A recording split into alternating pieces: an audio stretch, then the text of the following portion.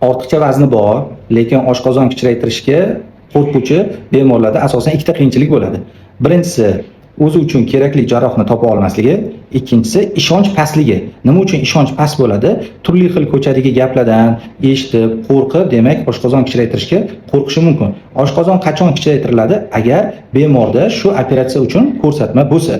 Men Bahodir Botirovich, demak, umumiy metabolik jarrohman. 6 yil ichida 2000 ga yaqin operatsiyalarda ishtirok etib, muvaffaqiyatli amalga oshirganman. Oshqozon kichraytirish uchun qo'rqib yurgan bemorlar, agar ko'rsatma bo'lsa, oshqozon kichraytirish, qo'rqib qildirish uchun qo'rqib yurgan bemorlar kommentariyaga oshqozon kichraytirish so'zini yozib ketsanglar, men sizlarga bu ikkita qiyinchilikni yechimini aytaman va bundan keyin sizda oshqozon kichraytirish uchun hech qanday qo'rquv, hayajon bo'lmaydi. Rahmat hammaga.